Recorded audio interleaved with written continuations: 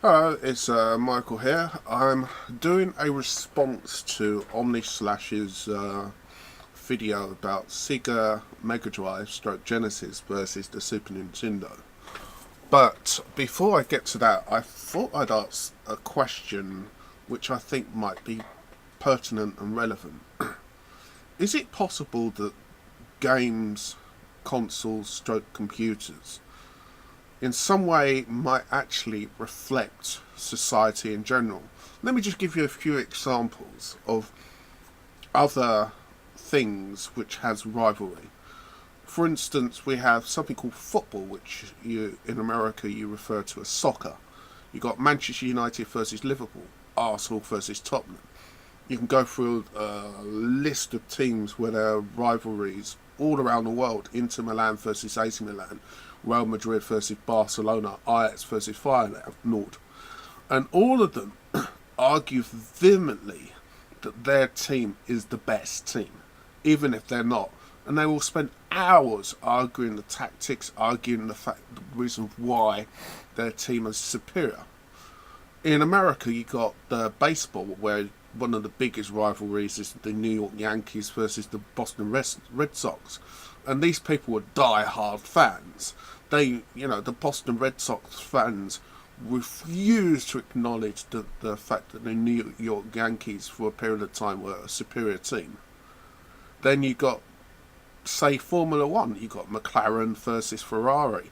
Even in day-to-day life, you get people talking about my car is better than yours. And I'll give you an example. In the UK, there's a program called Top Gear, and they had a guest on, and he purchased some Jaguar, I don't know, some big car, and the presenter said, "Oh my God, why did you buy that? That car is rubbish." Now the thing is, it's a car. It gets you from A to B. If it's not the best car in the world, so be it. That's the one you bought. It's just a car. And even things like schools, Harvard versus Yale, you know, Oxbridge versus, Oxbridge, which is in Oxford, versus Cambridge universities. And they all act as if you went to Oxford, it means you must be far more intelligent because your parents had the money. The problem is money does not buy intelligence. You either have it or you don't. It's not something you can basically acquire through cash. If that were the case, then some of the richest billionaires should be the most intelligent people on the planet. But based on their decisions, it's somewhat questionable. So anyway, I'm going to get on to the consoles, and I'm going to give you my personal observations. It's not empirical data, it's just observations. I have noticed that there has been this rivalry, or, well, factions that seem to argue their case. An example, you had in the late 70s, early 80s, you had the Atari 2600, also known as the VCS versus the ColecoVision. Now, I remember there was this guy I knew, and he bought a ColecoVision, and it came out in 1982, 83, and the games were £40 each. And he was saying to me, "Oh, the Spectrum's nowhere near as good as the ColecoVision." And I just asked him, "Can I buy games on the ColecoVision for £2.99? No. Then I'm going to go for the cheaper option. I don't care. Because to me, it's about the games, not the hardware." Then you had the Spectrum versus the Commodore 64. I remember at school, a friend of mine, he was a die-hard Spectrum fan. And when I say die-hard, I remember a few years later saying, "Oh, Greiser," which was the name of the game which was released on the Spectrum, which was released on the NES's, Probator or Contra. And I said that, "Oh, it wasn't bad, it wasn't that good." And he looked at me and went, "You traitor!" I was like, "Calm down, son. Dip your neck. It's just an opinion. It's not like I remember putting my ribbons onto this machine. It's just that. It's just the machine." And then afterwards, you had the NES versus the Sega Master System, Super Nintendo versus the Sega Megadrive stroke Genesis, and also around about that time, that you also had the Atari ST and the Commodore Amiga. Now, here's a little tip about taking advice. Don't just accept someone's advice. Go and find out for yourself.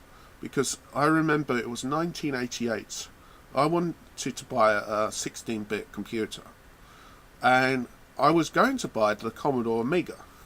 But a friend of mine said, the Commodore Amiga's shit! You should buy an Atari ST. So I thought, oh, fair enough. So I bought the Atari ST. And don't get me wrong, the Atari ST is a good machine. I mean, an example, they had the best version of Super Sprint. Although Super Sprint was actually made by Atari. So the fact that their computer had the best version, coincidence? Maybe not. But the point is that both of the machines were really good. The only thing is I preferred the Amiga because there were more games that I personally enjoyed compared to the Atari ST. For some reason, both of the machines, when they first came out, they both had versions of the same software. But later on in the computer's life, the company stopped making games for the Atari ST. And so I just bought an Amiga because I go where the games are. And then you had the PlayStation 1 versus the Sega Saturn versus the Nintendo 64. Now, I went with the PlayStation 1 because it had the largest range of games that I wanted to play. Now, the Sega Saturn wasn't bad, but it just didn't have the games that appealed to me. And the Nintendo 64, the games on it were so expensive. I mean, the thing is, if we complain about the games, price of games today, but Torque, when it came out on the Nintendo 64, was a penny short of £80. And before that, on the Sega Megadrive, there was a game called Virtual Racing, which was £70. And, you know, I got a choice between a PlayStation 1 game, which was $29.99 or $39.99, depending on which company was selling it. And it's like I can get nearly 3 games. I had another £10, I got 3 games, or 1. No. So I went with the PlayStation 1 because that's where the games were. With the PlayStation 2 versus Dreamcast versus GameCube versus Xbox, it was slightly a bit different because I already bought the PlayStation 2 because you know, it had the games I wanted. I bought a GameCube, but with the Xbox, I was wary of buying it because it just felt like a PC, and I already had a PC. Do I really want to play PC games on a console all the time when I've already got a PC? So I delayed buying that for a while. And with the Dreamcast, I was a bit wary of it because of the way that the Sega dropped the Sega Saturn. Remember that Sega had made quite a few mistakes by releasing the 32X and the Mega CD, and a year later they released the Saturn. And they just dropped it. A bit like Xbox, but the difference is that Microsoft already had a new console which they were focusing their money on, and it was costing them billions. And for me, this rivalry is nonsense. An example, I remember omnislash was talking about different versions of games. Well, I'll be honest, I do prefer to get the better version of a game, but it all depends on the price. I'll give an example. Take the game Bayonetta, which was released on the Xbox 360 and PlayStation 3. Apparently, the PlayStation 3 version is inferior to the Xbox 360. But when I was in the shop, I had the 2 games, PlayStation 3, Xbox 360. PlayStation 3, £6. Xbox 360, £12. Right, I'll go with the PlayStation 3 one. The point being, unless the graphical difference is noticeable to the point where it's near enough night and day, or it's so obvious that it's hard not to see, why would I care?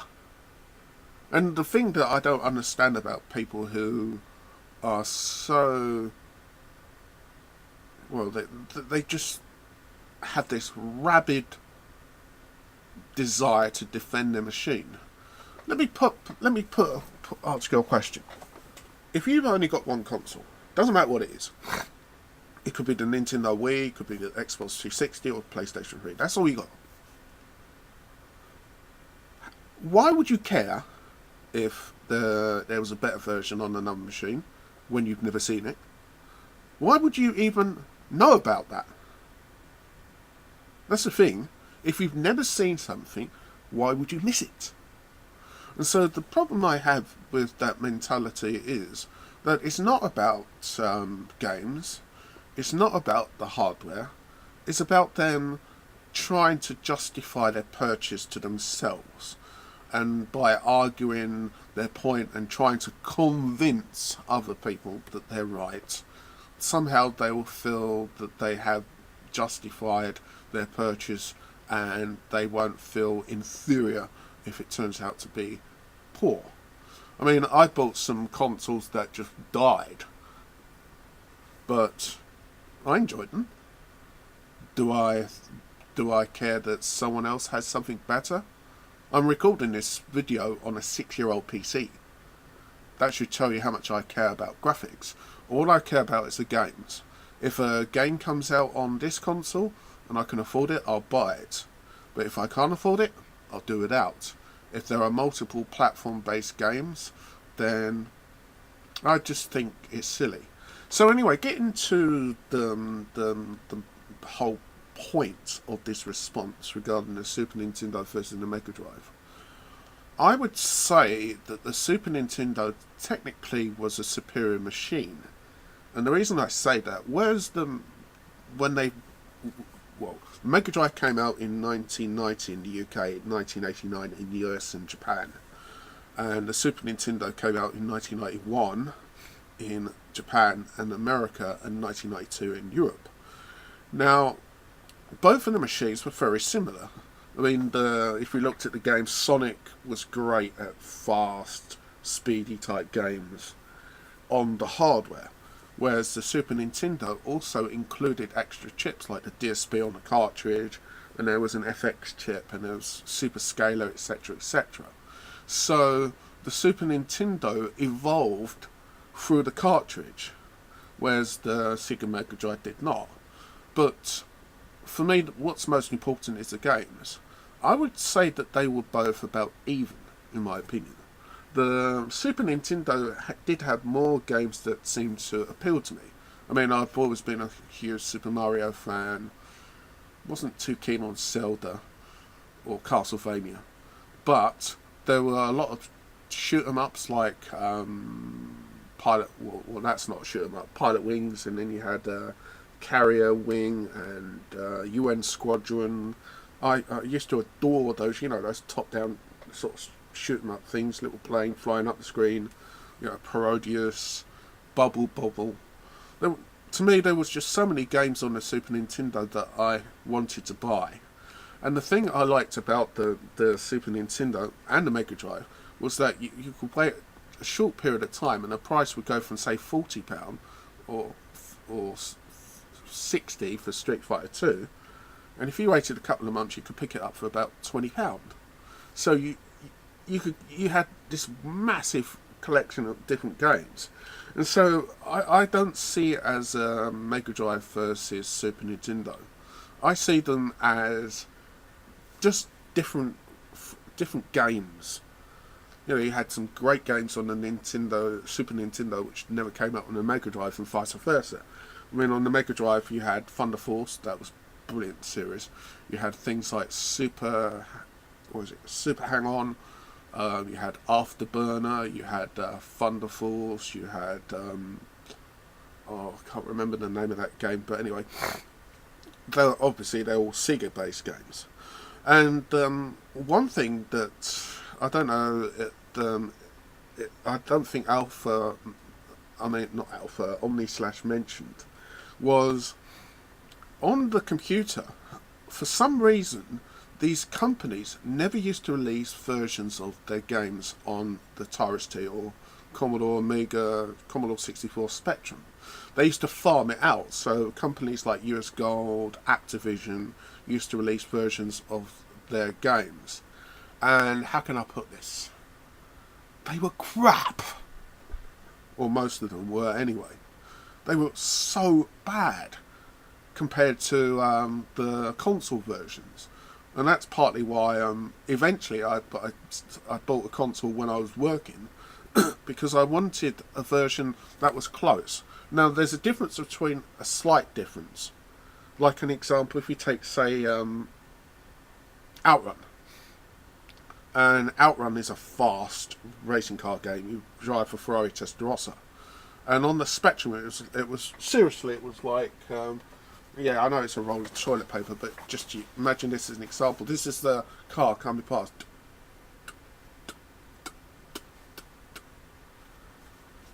That is what the Amiga and the Atari ST version was like. Whereas when I eventually got a version on the Saturn, oh my god, arcade, perfect, or what? Oh yeah, Space Harrier, that's the game I was talking about. So anyway, I can't make a decision regarding what was better because I think both of them had their benefits, and because I only cared about the games, I didn't really care what they were on. You know, if this comes out on the Super Nintendo, I want a Super Nintendo. If this comes out on the Megadrive, I want a Megadrive as well. I want both. It's not one or the other. It's not this versus that. This is better than that. I don't care. Am I enjoying the game? Then I don't really give a toss. If, for instance, there's a high definition remix, ultimate rescanned version on the Xbox 360, I'm happy with what I've got. And regarding the omnislash's comment about Super Mario World, I would disagree with him about the game looking crap, because I think it has aged well. Now the question I would ask everyone, how many games on the latest system will look good in 20 years time? You know, how many games will age as well as Super Mario? It has a charm that transcends its graphics. Graphically it's a bit dodgy, but the whole game, the overall experience, is more than just how it looks. I mean, if you want proof, look at, for instance, what was it called? I hate that. Yeah, just look up some of the Mega CD games, or look at some of the original CD games on the PC, like Phantasmagoria, and you'll see that they do not hold up as well as Super Mario, because they go for a realistic look, which the games today are doing. Whereas things like Super Mario, which is slightly more, creative, it's going for an alternative experience. I think that in 20 years' time, Super Mario will still be considered one of the greatest games, not because the graphics are great, but because the overall experience is good. Now the question I ask you is, do you think that in 20 years' time you'll look at, say, Call of Duty Black Ops 2, and will it have held up? Or will it look poor because it's trying to replicate real-life environments? And in 20 years' time, they'll probably have photorealistic graphics and it will look like absolute garbage in comparison to what is made in the future. But anyway, that's just me giving my 2 cents. This versus console versus console is nonsense. What should really matter is the games. If you, for instance, enjoy Nintendo games, get a Wii. If you enjoy Microsoft games, get an Xbox 360. If you enjoy PlayStation 3, get a PlayStation 3. But don't go on and on about how the PlayStation 3 is far superior to the Xbox 360, because it's not. And that's a fact. It's the same with the PlayStation 2 and the Dreamcast. The Dreamcast was technically superior, but it didn't have the games. Where was the Grand Theft Autos? Where was the FIFA Soccers? Where was the John Madden? PlayStation 2. Where was the Final Fantasies? PlayStation 2. Guess what I bought? I don't even have to say it, it's obvious. And so anyway, I just thought I'd give my 2 cents. Don't take it personal, omnislash.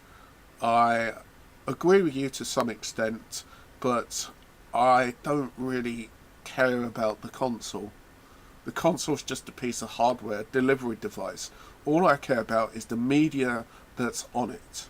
And until we get a single-based console or entertainment system, there will always be young people arguing about what's better than what. I mean, here's a perfect example before I go. When I was about 16, I bought this Atari ST. And there was these kids arguing, oh, the Commodore 64 is far superior to the Spectrum. Oh, the Spectrum craps on the Commodore 64. I walked past and I said, oh, no, what have you got? Oh, I've got a Spectrum. Oh, that's not bad. What have you got? Atari ST. It's not important. You know, these people, I mean, they're children, so, you know, you expect a certain level of immaturity.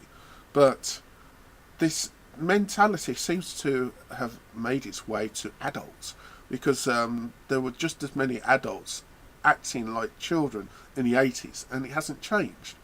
The best way, I think, that we can possibly overcome this, when someone says your system's not as good as mine, just say, alright then, and walk off.